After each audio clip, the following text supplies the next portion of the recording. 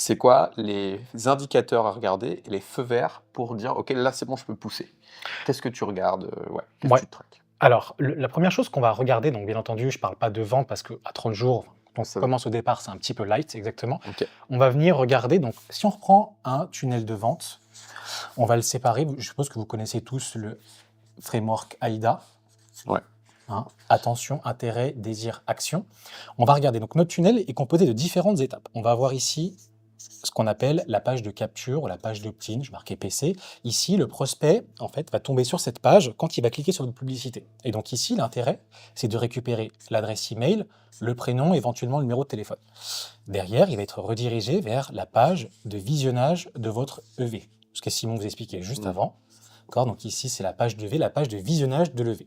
Le prospect va consommer votre EV et derrière, on va lui dire prends rendez-vous avec moi pour qu'on discute. Et donc, vous avez ici une page où on prend donc une page de calendrier où on prend rendez-vous. Et après, derrière, finalement, on a la page de confirmation d'appel qu'on appelle la thank you page avec un magnifique accent. Okay. Et donc, la base de ce tunnel, c'est d'analyser à chaque étape nos indicateurs de performance. Donc, ici, on a des visiteurs qui vont arriver sur cette page. Les visiteurs qui vont laisser leur adresse email vont arriver sur la page du visionnage de V. Ça va devenir pour nous des prospects, des leads. Et donc ça, c'est le premier indicateur qu'on peut voir dans Meta, OK. qui va nous permettre de pouvoir suivre. Et donc, ce qu'on appelle le CPL, le coût par lead. Est-ce que mon coût par lead est correct ou pas par rapport à mon marché? Ensuite, on va regarder le nombre de personnes qui réservent un appel. Et ici, on va voir ce qu'on appelle le coût par call. Notre coût par appel réservé. C'est pareil, est-ce que je suis dans la cible par rapport à mon marché, par rapport à l'offre que je vends, à mon pricing, à différentes choses. Si on est en B2C, c'est un peu différent que du B2B, tu vois, donc il y a des Il y a indicateurs à des avoir, il y a des ordres de subtilités, grandeur, mais en exactement. gros, toi, tu connais, heu, Exact, quel chiffre il faut cibler à c'est ça. chaque truc pour, que ce soit bon. Exactement. Je sais que le client vient, dit je suis en B2B, j'adresse des tel type de marché, etc. Mon offre est à temps, je sais à peu près lui dire à combien il doit être Ouais, pour être dans le marché dans l'année. ouais. Donc évidemment, là, les chiffres, ça dépend de chaque niche. Donc, Exact. on peut pas, faire une réponse universelle dans une Impossible. vidéo YouTube. Mais Impossible. ça, c'est du Impossible. personnalisé. Exactement. OK, Donc voilà, c'est une multitude d'indicateurs qu'on vient suivre étape par étape pour regarder si tout est cohérent. OK. Si je vois que j'ai un coût par call qui est incohérent, je vais venir regarder avant, qu'est-ce qui se Mmh. passe, etc. OK. Et donc après, tu regardes le retour sur investissement, de la pub, Exactement. ça j'imagine que c'est un petit Un peu peu plus tard. plus, un peu Un plus peu plus tard dans le tard. Ce process. qu'on appelle le ROAS, Return on Ad Spend, ça je viens regarder plus tard. Au départ, quand on lance, bien entendu, on a, alors avec un peu de chance, bien sûr, on a des ventes. Très souvent, au départ, on n'a pas beaucoup de ventes ou voire pas de ventes qui tombent, mais c'est normal. OK. Et donc, c'est pour ça qu'on va venir regarder l'indicateur qui est le plus proche de nos Donc ventes. le Et coût, le coût par par call. appel, exactement. OK. Donc tu lances ta campagne de test.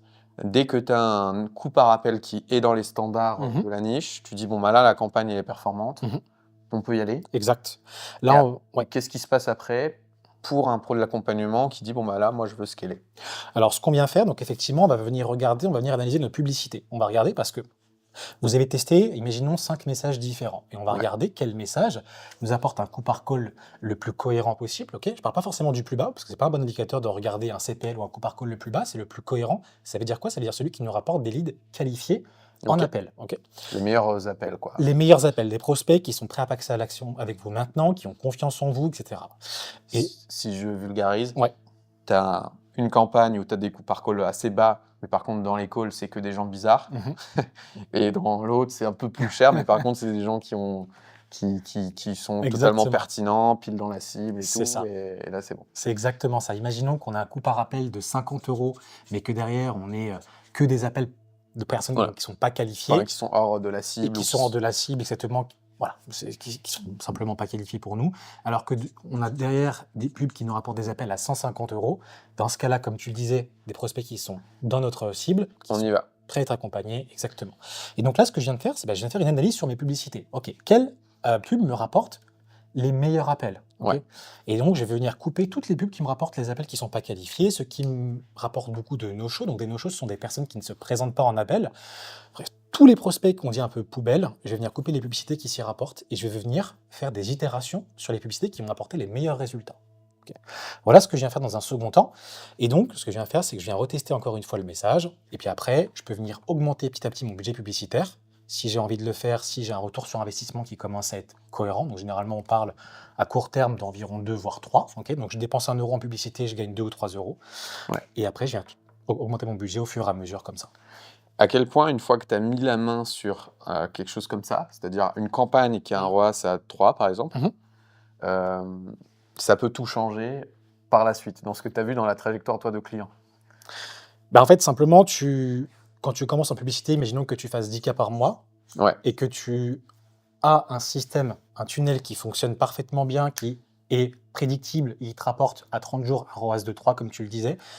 La seule chose que tu as à faire, c'est de dépenser plus pour avoir plus de chiffre d'affaires. Parce que si ici, je gagne 10K, j'investis, pardonnez-moi, 1000 euros et derrière, je gagne 3000 euros, bah, je me dis, si j'investis 2000, je vais peut-être pas gagner 6000, mais 5000. Donc en fait, après, il n'y a plus de limite. Votre seule limite, ça va être votre capacité à pouvoir avoir confiance en vous sur le fait d'investir plus en publicité, de créer de nouvelles publicités et de vous assurer que continuellement, votre funnel convertit correctement.